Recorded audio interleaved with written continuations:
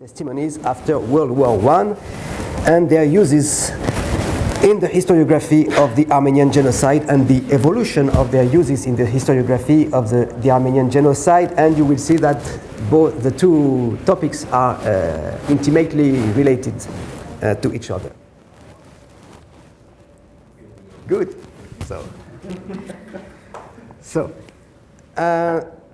A few words of the library. The library, the Nubar Library, is a library which was founded in 1928 by Boris Nubar. Boris Nubar, for those who don't know, was at the time the former president of the Armenian National Delegation. So he was involved in all the negotiations with the European governments during the war and after the war regarding the fate of the Armenians, also the fate of the Ottoman Empire, even if he had, of course, a marginal, he was not in the center of the discussion. He was representing, in a way, the Armenian people in exile and the interest of the Ottoman Armenians. The second important man of this, the history of this library is Aram Andonian.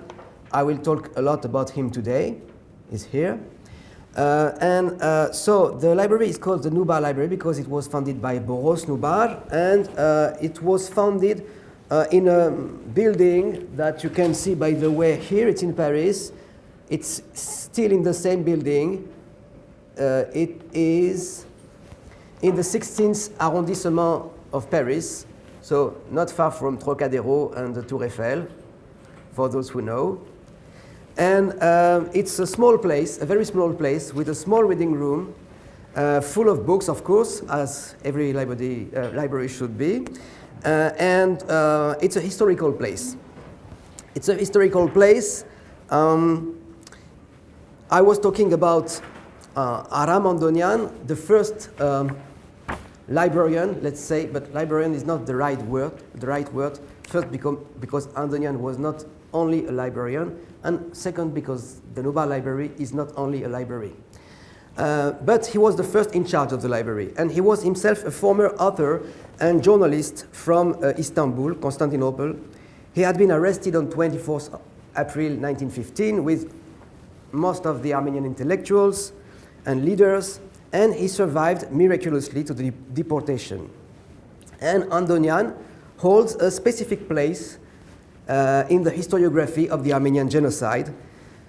He wrote some of the first texts on these issues, like memoirs, his own souvenir, Ein Sevorerun, Aksori Jampun Vra, but also first attempts of a historical account with Metzvojir, the great crime, translated in English with the title The Memoirs of Naim Bey.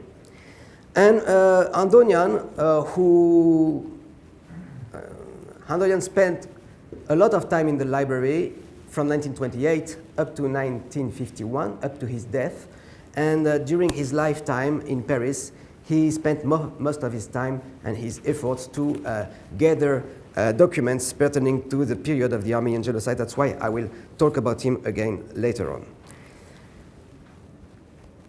So, from the very beginning, the aim of this library was not only to collect books. It was to collect books in order to create a space for researchers, a space for scholarship, to contribute to Armenian and Oriental studies in Paris, and also a place where Armenian intellectuals, such like Arshak Chobanian, who was a writer very famous in France, because he was a strong defender of his people, of course, since the end of the 19th century, since the time of Abdul Hamid. He was in France, but he also was a friend of most of the French intelligentsia of the time.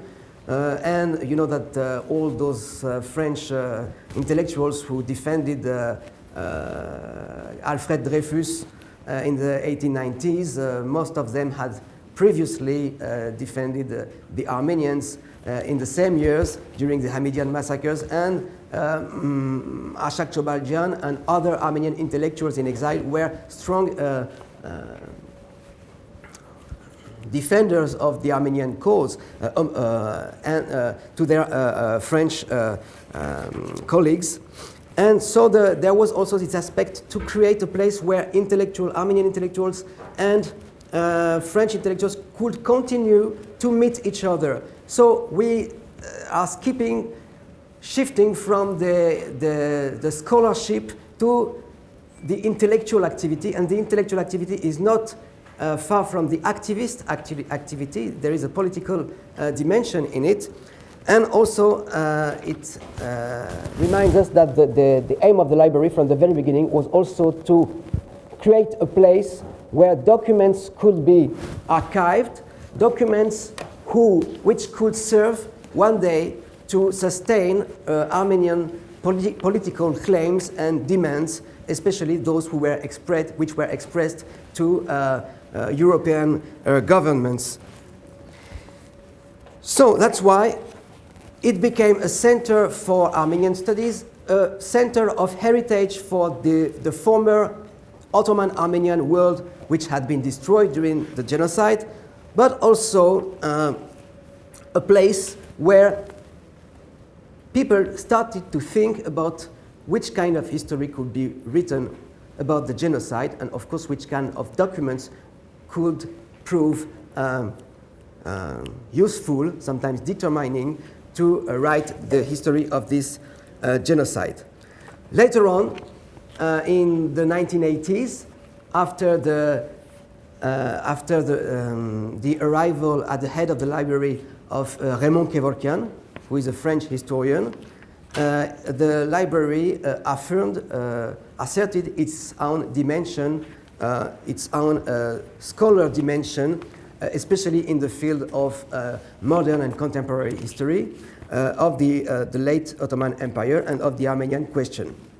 So that's why Raymond Kevorkian became, as the new director of the library in the 1980s, he became later on one of the most famous researchers in history about the Armenian genocide. So it is a place for research. It is a crossroads for researchers of any kind, professional researchers, amateurs, who are only coming to make research about their own family. There is this dimension, which is very important in the Nubar Library. Also professional researchers, be they confirmed or students or PhD candidates from every country, including, of course, the US, including every European country, including Turkey, more and more, even with Turkish students who learned how to read Armenian and who come to use these sources to which they had no access before, and for sources which were not even considered before, not even a long time ago. But not only by Turkish or Ottomanist scholars, also for one part of them, as you were reminding us, by a specialist of the Armenian genocide. And I'm speaking here about the victim testimonies in particular. The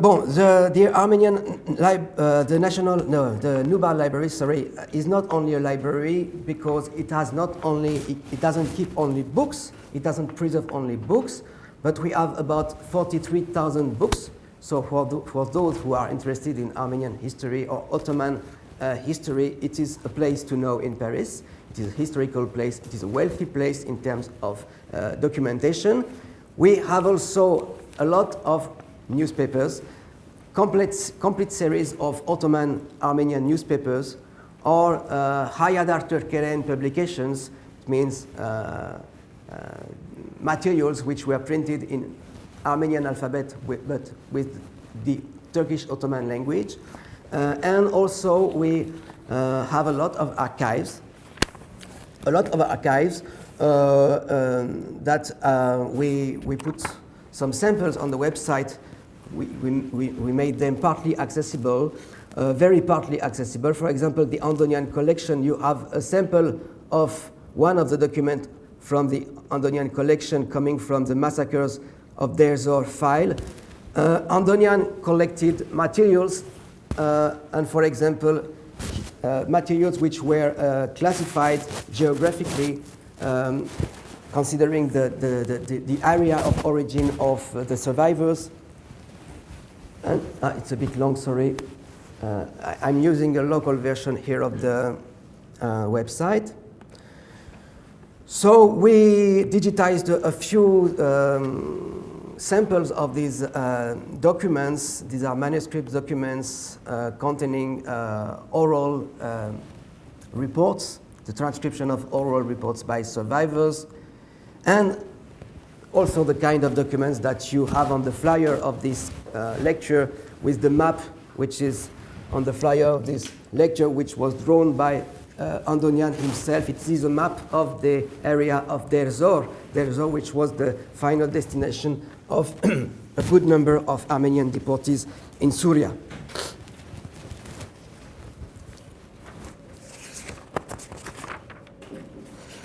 Well, just very briefly now, still about the library. The archives of the library are the Andonian collection, so very famous regarding the history of the genocide. Also the archives of the Patriarchate of Istanbul, which are partly preserved in Paris, in the Nubar Library, since 1922. One part of them is in Jerusalem today, the other part is in Paris. For example, the census made by the Patriarchate in 1934 of the Ottoman Armenian population. The original document is in Paris. This kind of documents, correspondences, reports on the Hamidian massacres, and documents which are very important to write and know the history of the Ottoman Armenians during the 19th century and the early 20th century. Also, one part of the archives of the Armenian National Delegation are still in Paris, and of course the AGBU archives, not all of them, but a good part of the AGBU archives. The AGBU is the Armenian General Benevolent Union, and it is the organization which was led at the beginning by Boris Nubar himself. It is an organization whose headquarters is in New York now, since 1940. Before it was in Cairo, then in Paris during First World War. And now it is in New York, and this organization still holds the Nubar Library. So the Nubar Library exists thanks to this organization.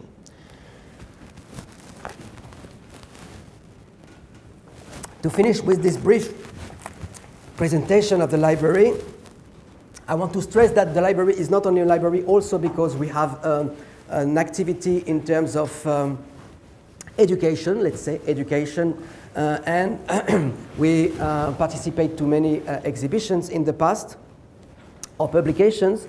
And regarding the exhibitions, the last one, which was co-organized by the library, was in 2015 in the City Hall of Paris, the exhibition on Armenia 1915, the exhibition of the genocide. So there was no book printed after the exhibition. It was an exceptional exhibition in Paris in terms of the number of documents which were displayed, made accessible to the public, and it was by far the most important exhibition on this issue in Europe ever organized. So we decided, when we were preparing the website, also to include a section which will give virtual access to the exhibition to every reader. So the text is has been revised. It is quite simple. It is made in with the idea that it could be useful for teachers or to students, so you don't need to be a specialist, of course. It is really support for education, with a lot of pictures, also maps and the like.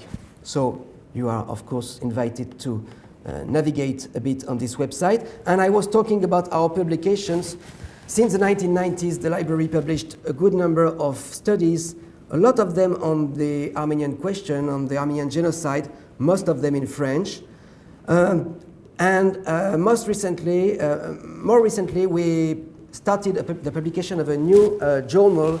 It is Études Arméniennes Contemporaines. It is a bilingual journal, and it is the only journal dedicated to the Armenian studies, to the field of Armenian studies, which is today accessible online in open access. So it is a bilingual, so if you don't need French, you don't speak French, It is not a problem. It is French-English. There is no internet access, but perhaps someone could help me just to fix this. No, just I wanted to show the, if it's possible. Use the chest. Yeah. This one. Mm-hmm.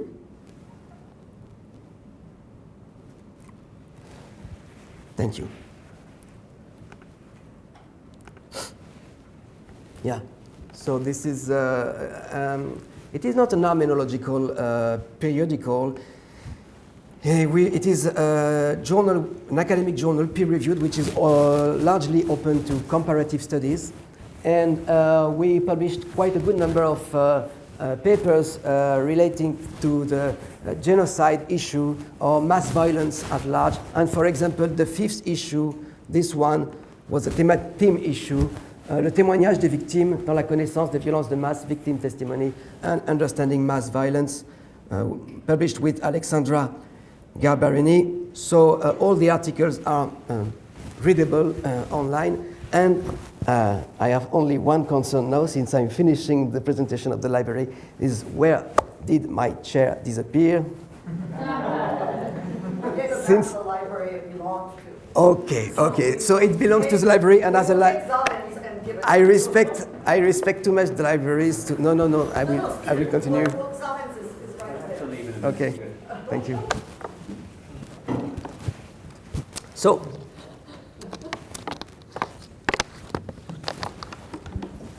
considering now the gathering of Armenian victim testimonies after World War I, in which, as you understood, the library was involved through the personality and the activity of Aram Andonian. So until relatively recently, the appropriateness of using victim testimony as a source for studying and understanding the episodes of mass violence that punctuated the 20th century proved deeply controversial. The historiography of the Armenian genocide makes no exception to this. It has long privileged official documents and diplomatic or governmental sources, as well as the testimonies recorded by third-party witnesses, such as missionaries, doctors, or foreign consular officials who were in Anatolia during the First World War. Historians have tended to distrust and to neglect victims' testimonies, even though some of them were publicized in the midst of the First World War, like, for example, the accounts published by Bishop Krikoris Balakian, and there are many others. In addition to these well-known published accounts, 3 large corpuses of archives were built at the time, just after the war or even during the war, on the basis of victim testimonies. So right after the genocide, there were a campaign of collecting victim testimonies, survivor testimonies from the Armenian side. There were 3 main corpus. The testimonies gathered in the Caucasus that were published recently by the National Archives of Armenia. Recently, it means, I think, 2 or 3 years ago, not more. 2. The testimonies gathered by the Armenian Patriarchate of Constantinople that are preserved now in the Armenian Patriarchate of Jerusalem. They were transferred there in 1938. And finally, the testimonies gathered by Aram Andonian at the Nubar Library in Paris. So despite the existence of such sources, the reluctance of historians to use victim testimonies was observed for decades, on the same pattern that have been observed from those who wrote the history of the Jewish genocide. Pretending to write an objective history, historians were avoiding victim testimonies by a kind of methodological caution, as if the victims' words were disqualified as being merely subjective perceptions of their experiences. On the opposite, official and bureaucratic sources were privileged, for they were seen as intrinsically objective. Such a belief was shared not only among historians, but also by jurists, as underlined, for example, by Annette Vievorka when she writes about the Eichmann trial in Jerusalem in 1961 as a turning point, as an entry of our societies into the era of the witnesses. Only beginning in the 1990s have historians of the Armenian genocide come to consider the testimonies produced by victims and survivors of the massacres and deportations as sources worthy of serious scholarly interest. So I'm not saying that before the 1990s, nobody was interested by victims' testimonies, survivor testimonies among the Armenians, since, of course, there were campaigns already to videotape, to record such testimonies, but these campaigns were not led, and at least not, their results were not, their productions were not used by historians. It means that these testimonies were not fully integrated to the historical narrative of the Armenian genocide. In the historiography of the Armenian genocide, I'm sorry for my voice, I spoke a lot this week, as you can see or listen, as you can hear. In the historiography of the Armenian genocide, Raymond Kevorkian's work after the 1990s, and mainly his masterpiece, his book in 2006, The Armenian Genocide, A Complete History, I think, published in French and in English, were a turning point from this perspective, and the utilization of such materials is very likely going to develop in the coming years. Therefore, it is necessary to think a bit to the history of these archive corpuses. Who produced and organized them, and what for? Who were the witnesses, and how were they asked to speak or to write? It is crucial to understand to whom these witnesses were addressing their testimonies and what were they expecting at the time. Reciprocally, what were the expectations of the actors and organizations who encouraged the production and the gathering of such testimonies?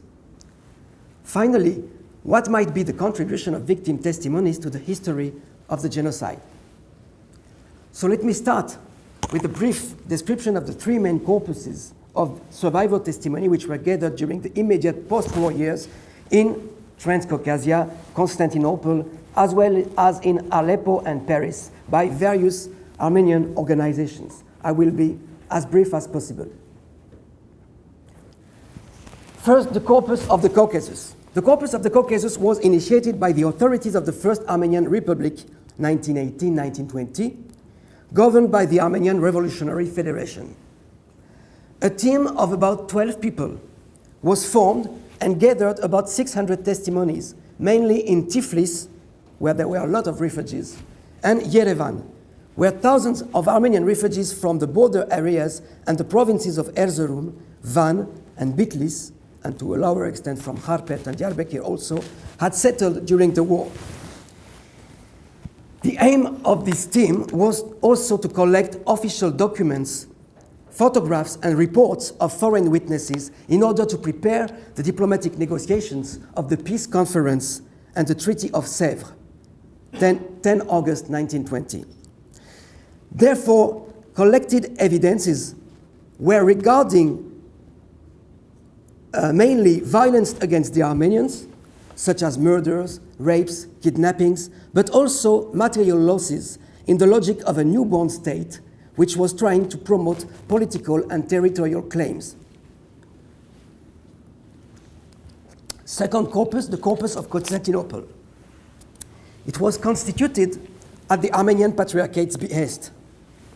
The Patriarchate had been dissolved in July 1916 with the expulsion of Patriarch Zaven Yiryayan by the Ottoman government during the war, but this Patriarchate was re-established in December 1918 after the collapse of the Ottoman Empire, and a Bureau of Information, Deregadut Divan, was created under the direction of a young historian, Arshak Alboyadjan, and the jurist, Garabet Nourian.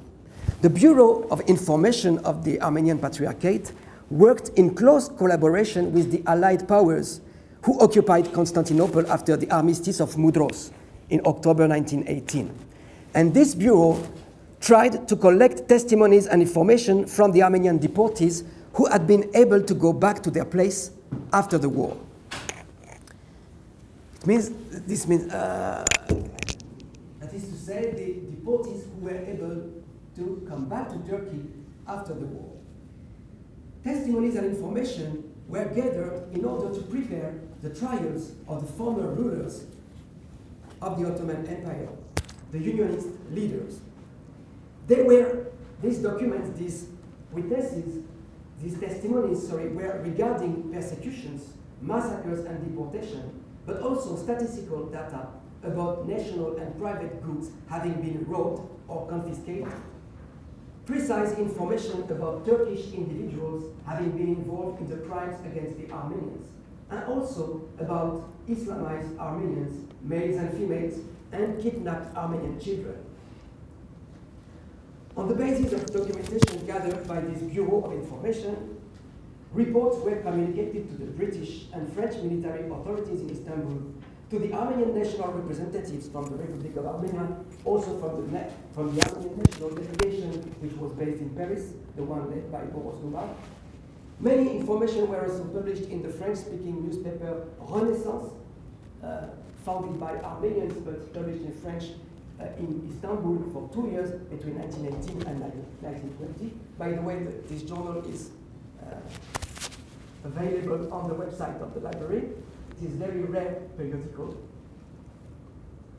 And this information gathered by the Bureau of Investigation soon after the war served for the publication of books like reports on the deportations and massacres in Kayseri and in Diyarbakir, and also the book written by Sebu Aguni, Milyonlu Hayem Çarti Batmuçunu, the history of the massacre of 1 million Armenians in 1920, which was one of the first attempts of writing an assessment of the genocide.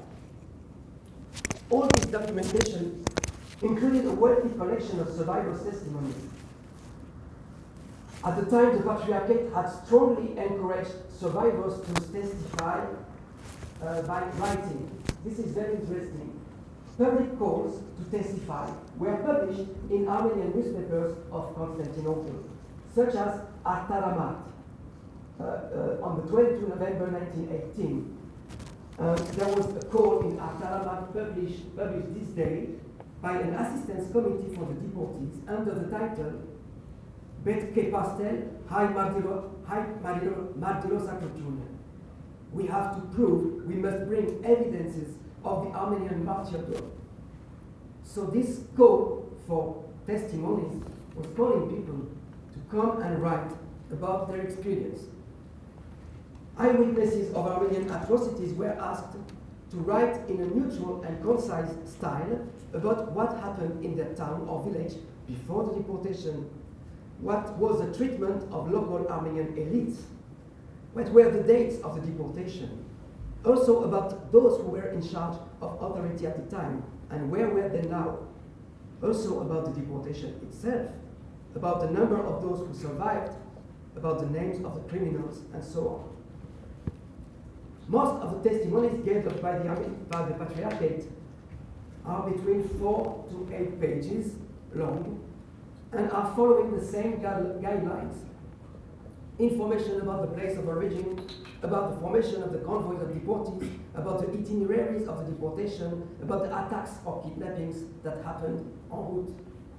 Altogether, nearly 1,500 survivors' testimonies were gathered by the Patriarchate, mostly from the provinces of Kharpet, Ankara, Izmit, and Bursa, that is to say, mainly the western side of the Ottoman Empire.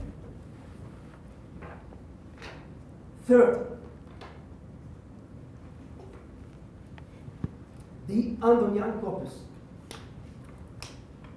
Here we have to say so much about Armenian again. Besides being famous for having been a former journalist, a writer, and one of the rare survivors of the 24th of April massive arrest of the Ottoman Armenian intellectuals, and also one of the first historians of the genocide, although he was not a professional historian.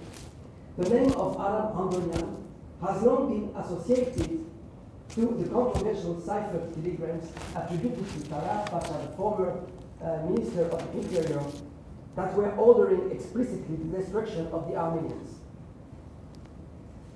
So I don't know if you are aware about this controversy. You are probably aware, all of you.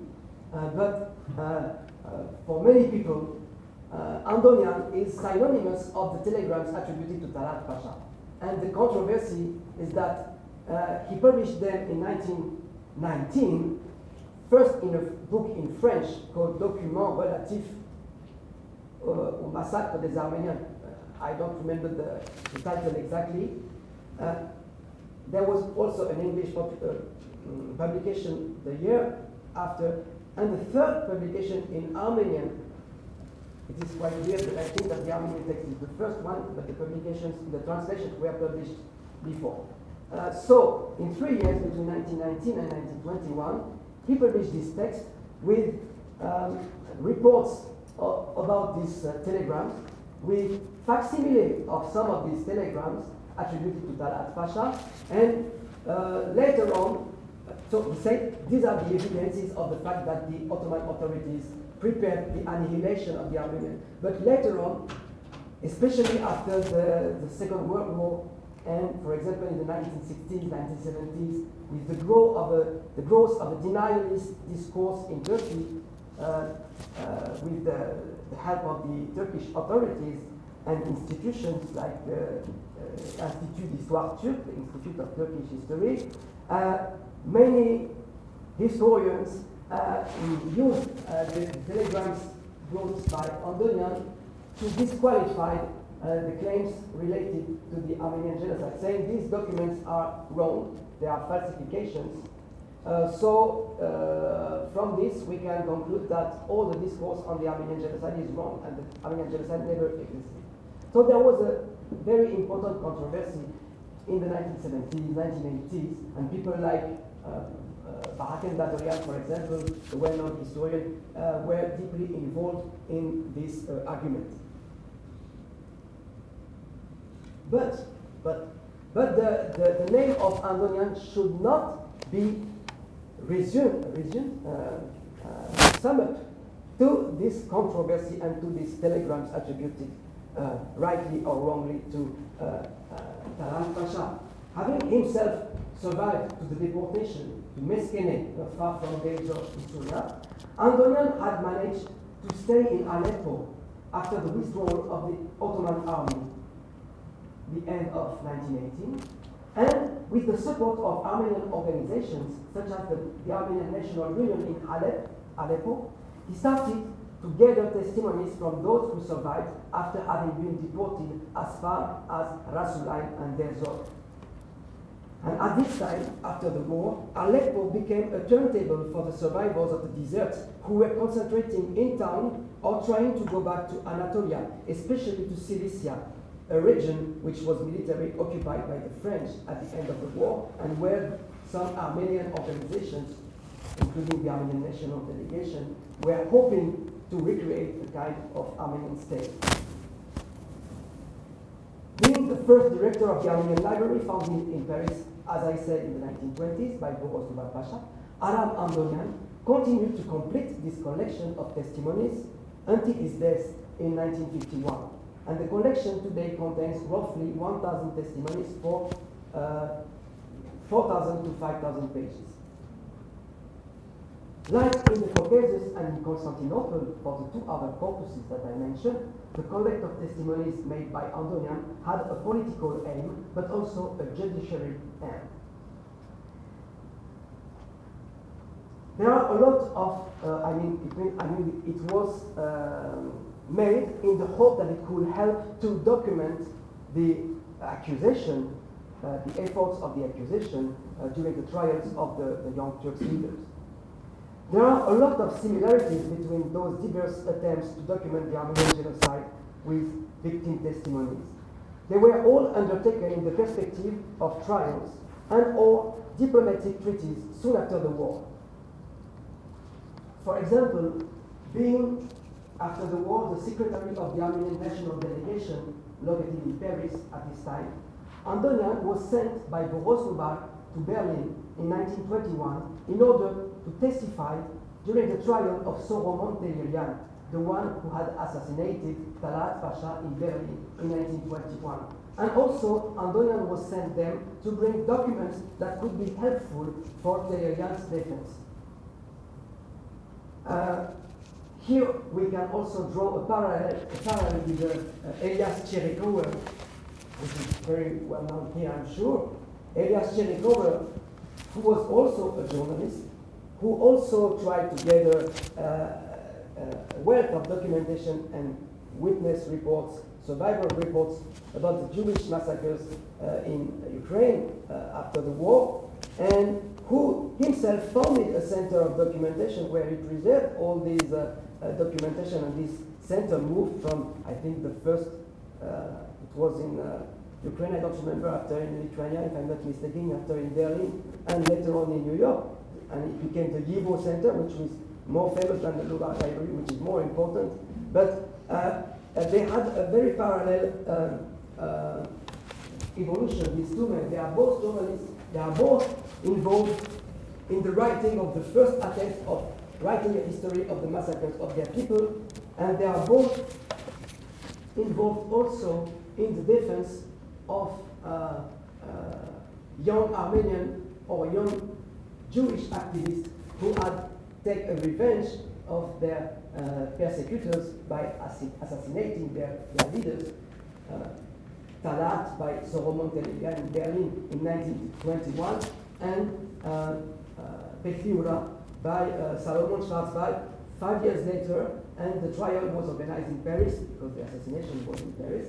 And so it is most probably, but still it has to be studied, the actors of the time were aware of these different trials, different events, and there were correspondences.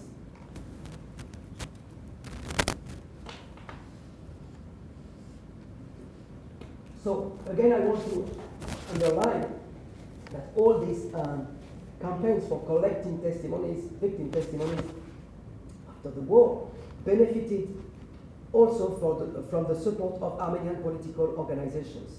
They were not the action of individuals.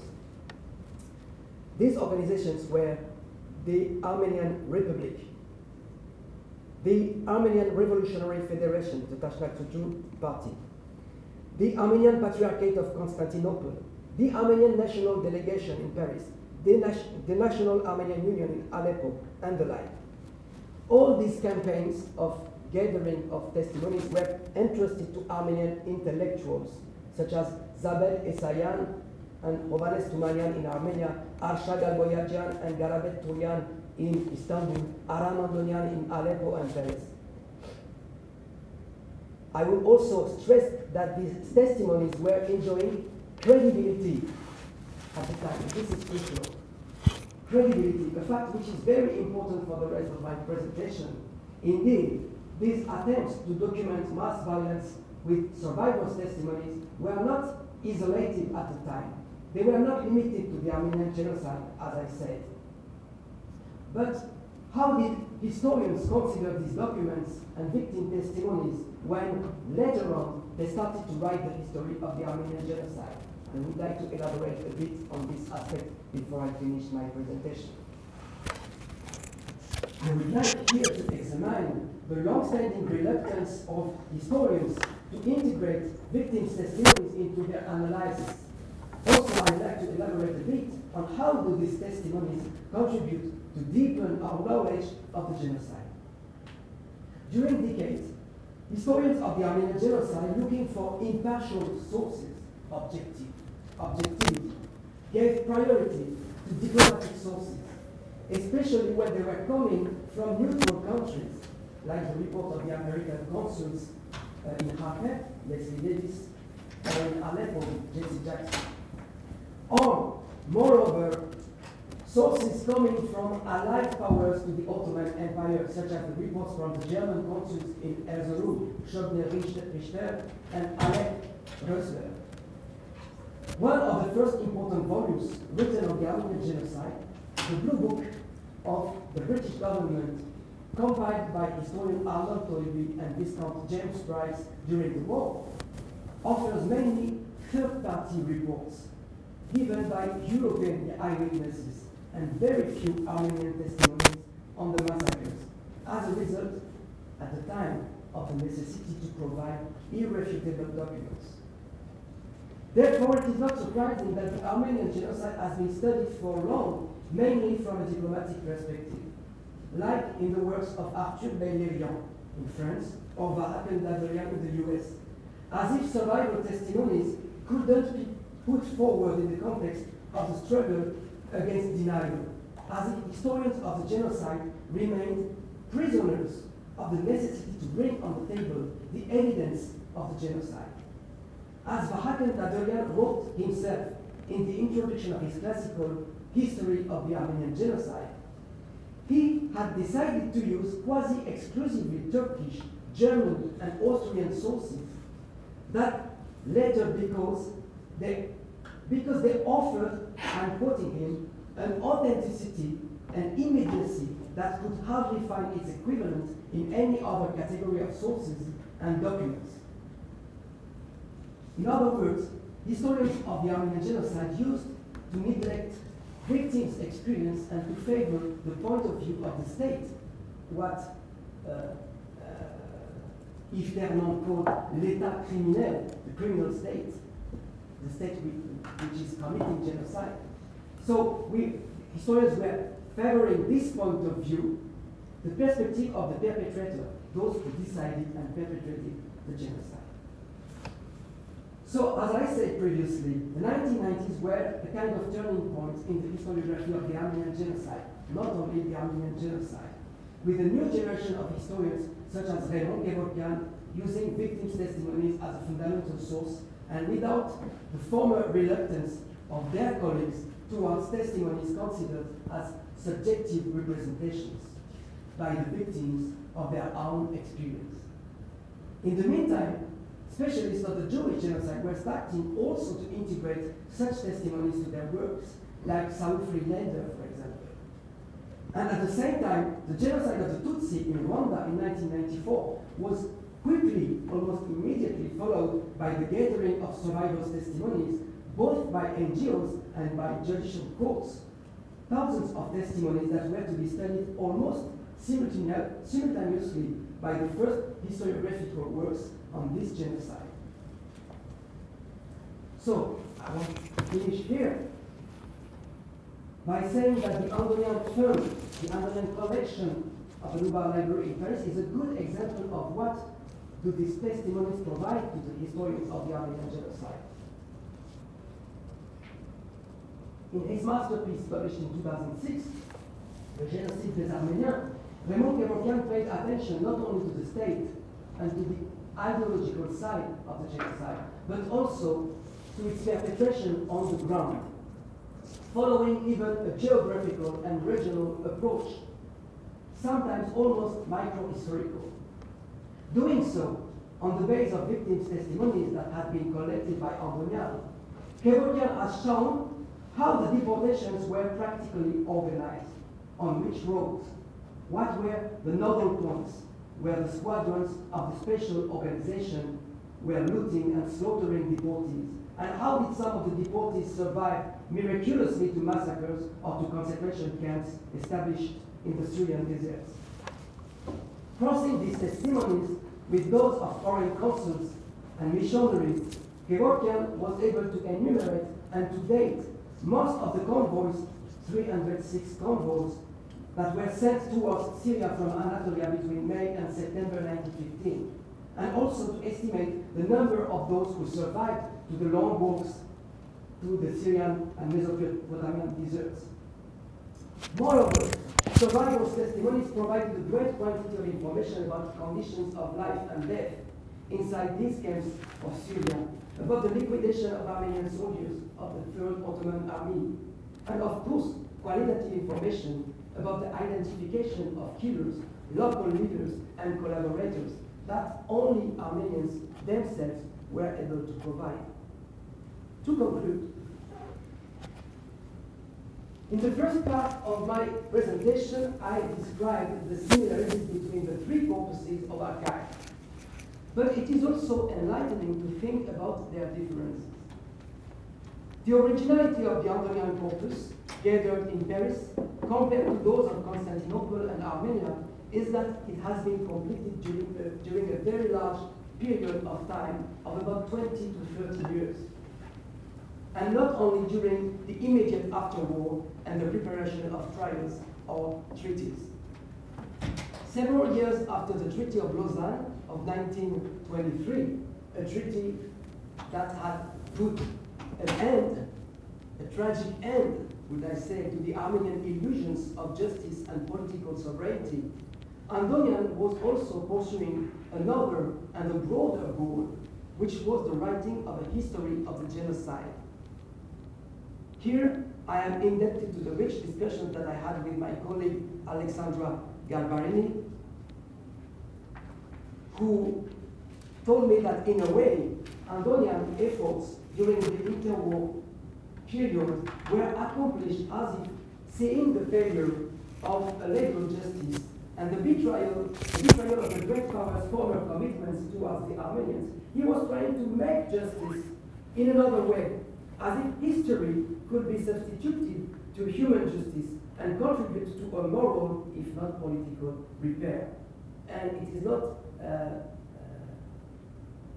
anecdotic that the title he gave to the collection of documents of victims' testimonies he gathered is Materials for the Writing of the History of the Deportations and the Massacres.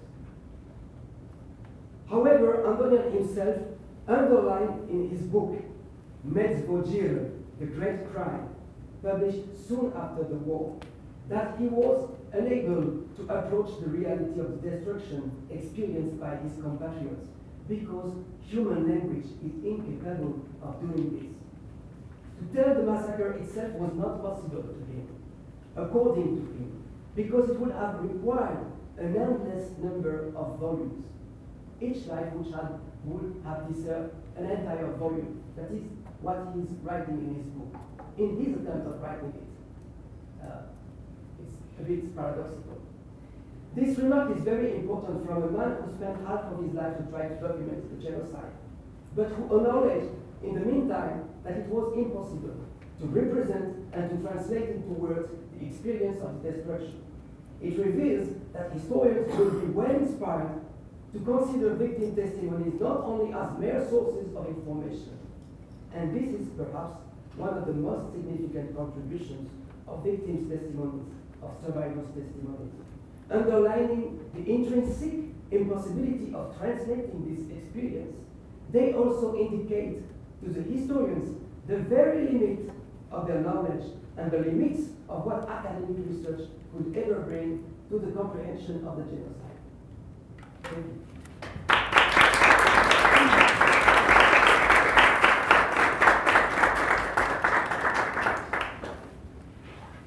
So now we open the floor for comments, questions. Stop. Alluded to this at the end, that over the decades of Andonian's work, perhaps the purpose, perhaps something changed. But talk specifically about the methodology. Over the decades, did the methodology, the way in which he sought out his sources and the way in which he elicited, did the search process change over the decades? I'm asking because I know that in the recent decades, in the years before the genocide survivors were dying, when we were trying to, in fact, interview the last batch, the methodology did change. The older they got, the very different was the process of inquiry. Yes. So, to be honest, there are a lot of unknown facts about how did we gather this documentation.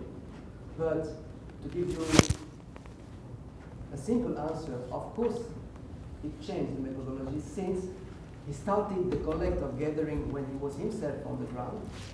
Even in the Meskene camp, he was in this mood of trying to collect information. After later on, when he was hiding in Aleppo, in the Masloumian Hotel Baron, and after the British took the city, as I said, many Armenian survivors were converging to Aleppo, and he was gathering. They were coming. He tells me they were coming to me, and I was writing. And also sometimes people were bringing him transcriptions of testimonies that they had collected themselves, and he was including them. But later on, but he doesn't give much details about this. And also it is mixed with his own memoirs. There are entire, not chapters, but parts of sections of the document which are his experience. And after, of course, when he was in Paris, it could not be the same. And since the collect was quite long, almost 30 years, he continued to include, to insert, to integrate new testimonies that were sometimes sent by letters, people in America or elsewhere to him, and he was including them in the same files. But still, there are a lot of questions about his methodology. I have a question. After religion in Armenian people, what, like not Jewish, what kind of religion? They were mainly Christians. Christian and genocide. So how to do that? For these people, gas chamber, kind of gas, they kill. But how to do that for the Armenian people? For genocide, how to do that? It would bring us very far from this discussion. There are several ways. Let's say globally that there were two main phases in the genocide, the year 1915 with massacres in villages, especially for the male population in the eastern Anatolian part, and families were brought into deportation, and a lot of them died during the deportation. The deportation was itself a way of killing people, and after people, survivors arrived in camps, in concentration camps, where a lot of them died by disease and starvation. And also in the year 1916, there was a second phase with huge massacres which were organized also in these concentration camps to finish the work in a way. So these are the main lines. I want to learn more about the 2015 exhibit in Paris. When you skimmed through it on the website, it appeared to be all digital. Was it all digital, or was there a physical component to the exhibit? I didn't quite understand. I'm not sure I understood the question actually. So you showed us a part of the website with the 2015 exhibit 2 years ago. Yeah. And you guys did a result of documenting it online. I wanted to know if there was a physical exhibit that happened. There was a physical exhibition during the 3 months in the City Hall of Paris. Okay, so it was an pretty important common. exhibition, yeah. Okay. Yeah. It is not common to have such a big exhibition in France on this topic, but France has a very special status in the geography of the recognition of the genocide, since it made this question made a lot of progress in the past 10 to 15 years, and the situation we know now in France is very difficult from the previous situation. Of course, young people are not aware of this, but I am. And also, it is very different from neighboring countries, for example, England, or from countries like the United States, where it is another situation. So it was a big exhibition in a very official place, and with a lot of public, of course. And the content was borrowed from the library. The exhibition was co-organized by the Institute Museum of the Genocide in Yerevan and by the Nubar Library. I can say that 70% of the collections displayed were coming from the library, and the commissar of the exhibition was Raymond Kevorkian himself, the former director of the library. I find it fascinating that Nubar lived until 1951 in Paris, so he was a victim and survivor of the Armenian genocide, but then he was a witness to the Holocaust and he was there during the occupation of France and witnessed what was going on in France and to the Jewish people of France. Did he keep a journal or a diary or anything? Did he write about what happened during the occupation, or? He kept some notes during the German occupation. Also, the library was visited by German officers. They borrowed some books,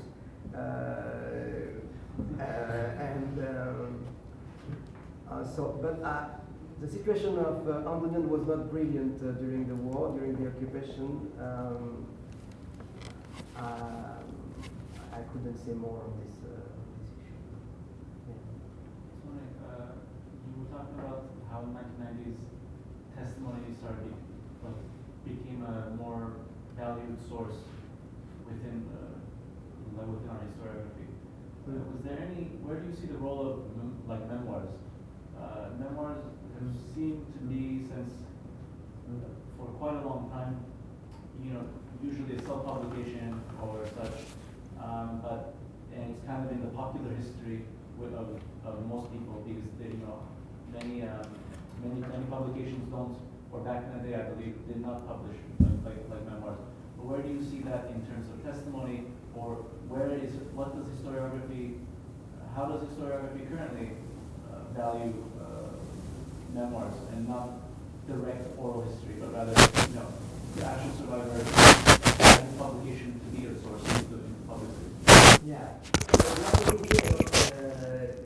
things that look the same but that are quite different in the meantime. So the question is very important.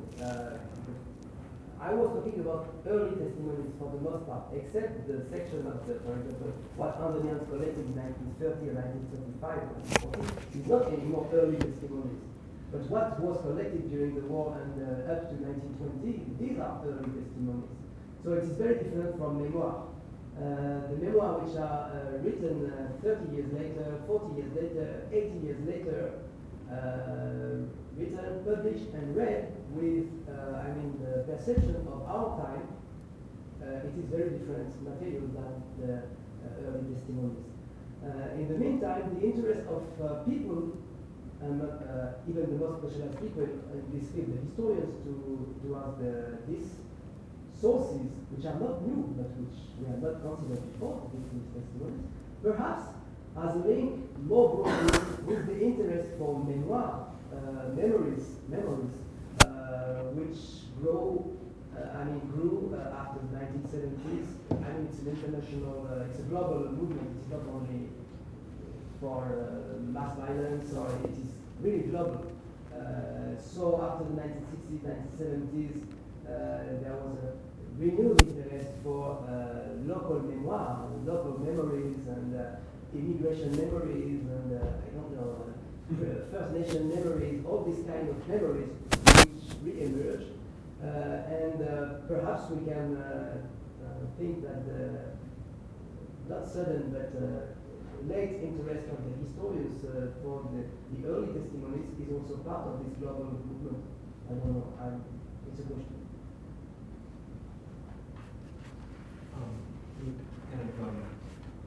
Piggybacking on Nick's question about testimonies being more valued in the 1990s, why did that change then?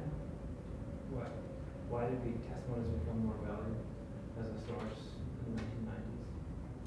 Yeah, well, there are many reasons, and of course there is never only one reason. But one reason that I didn't raise during the discussion in my presentation is also the fact that the issues that Barak and Adjemian was facing in 1985 when he was writing his history of the genocide, which is a few years later. At the time, when I said he didn't use victims' testimonies, only diplomatic or official documents he used, because it was objective. So he was facing a period in which the denialist discourse was very strong, and the historians of the Armenian genocide were in a weak position in front of the denialist discourse, and they had to assert, they had to bring evidences on the table always to renew the evidence that there had been an Armenian genocide. In time when historians like Gevorkian and others started to be interested more by other kind of sources, which were not official sources, administrative, bureaucratic sources, but the view of the survivors themselves, it is also because, I think, because they were disloaded, discharged, they were not prisoners anymore of this obligation to bring evidences of the genocide, because also the awareness about the genocide in certain societies, like in France, for example, had changed, even if everything was not perfect in the 1990s, but progress were really made. So I think this is an important reason that when you don't feel in a weak position in front of denialist discourse, and you can now deepen your research in the genocide, renew the approach of the genocide, enlarge the scope of the topics. So now there are a lot of new topics that emerge regarding the Armenian genocide, like the Shoah from the 1960s already. I mean, we are not writing the history of the Shoah now, that it was in the time of the first great historian of the Shoah in the 1960s. Help me. Sorry? Raoul Gilbert, yeah. I mean, Raoul Gilbert was using official sources as his main body of sources, because he had to establish the facts. Saul Friedlander and his interest for victim testimonies and other kind of, not only victim testimonies, but every kind of materials, even not official materials. It is 30 years later, at a time when the issues are not the same anymore, the society evolved, it's not the same situation, and in the meantime the study of the Shoah has enlarged all the questions that are now investigated. So I think there is on a different scale, there is a quite comparable evolution for the Armenian genocide. I was fascinated that you said that the second corpus of testimonies was being disseminated in the newspaper, or in the newspaper. Was that true of the first corpus? I mean, the idea that it wasn't only testimonies weren't only being collected, or these weren't only being documented, but also disseminated. Were these also published early on? The first corpus, at least part of it, has been published recently by the National Archive of Armenia. So the material is not lost. I don't know if it is 100% of the collected material at the origin, but it's 3 big volumes. The team which was in charge of collecting these documents in Yerevan and Tiflis, they were 12, so it is a lot compared to Armenian. It's not a lot in reality, and in the meantime their period of activity was very short compared to the one of Armenian, for example. So that's why it is only a few hundreds of testimonies that are published now by the National Archive of Armenia, but the documentation is still there. I don't know if I answered. I hope. Yes. Where does we know that Zabel Esayat'in, like in Baku, was also transcribing testimony. Yeah. For example, Sepastasi Murad's Murad Jampan, and I believe one other one, Toroyan. Yeah, Toroyan. Where was she doing this? I always thought that Zabel Esayat was doing this as an individual, but was she part of that initiative by the First Republic? Zabel Esayat was part of the effort of the Armenian Republic, the First Armenian Republic, to gather victim testimonies, survivors' testimonies. But the work she did with Toroyan, publishing a book, and it was in a journal in several parts, the testimony of Toroyan. Perhaps it is a bit apart of her activity. In the meantime, this is a very interesting case, because Zabel Esayat was a writer.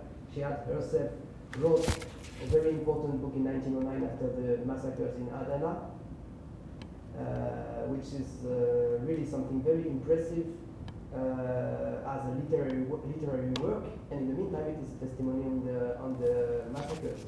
And in I don't know the date for Toroyan, but perhaps 1918, very early, she transcribed his témoignage But in the meantime, we don't know where is the border between her activity as a writer and his testimony.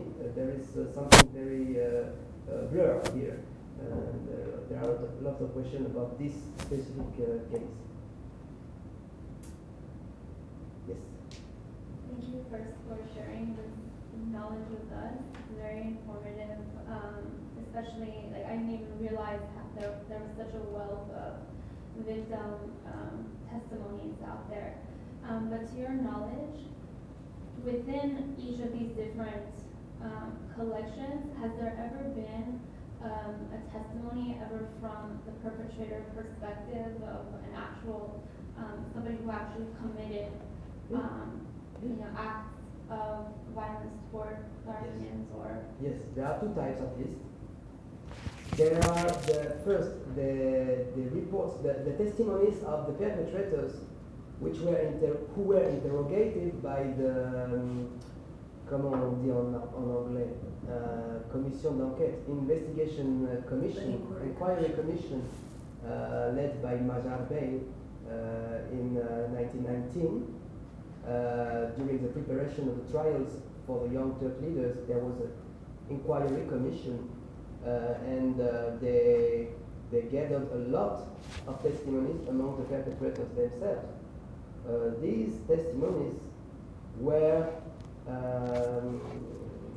translated in Armenian from Ottoman Turkish to Armenian at the same time, and they were authentified as right translation of the original by the Ottoman authority, and we have copies of these transcriptions we have microfilms. The originals are now in Jerusalem, in the Armenian Patriarchate of Jerusalem. So this is very important, of course, the point of view of the perpetrator. Second category of perpetrators' testimonies, the writings which were published by perpetrators years after their participation to the facts in the 1920s, 1930s, sometimes in journals, Turkish journals, sometimes in autobiographies, where they explain what did they do in their young time to, in a way, participate to the defense of their country in more or less euphemistic terms, but sometimes it is quite crude. So it's a second category.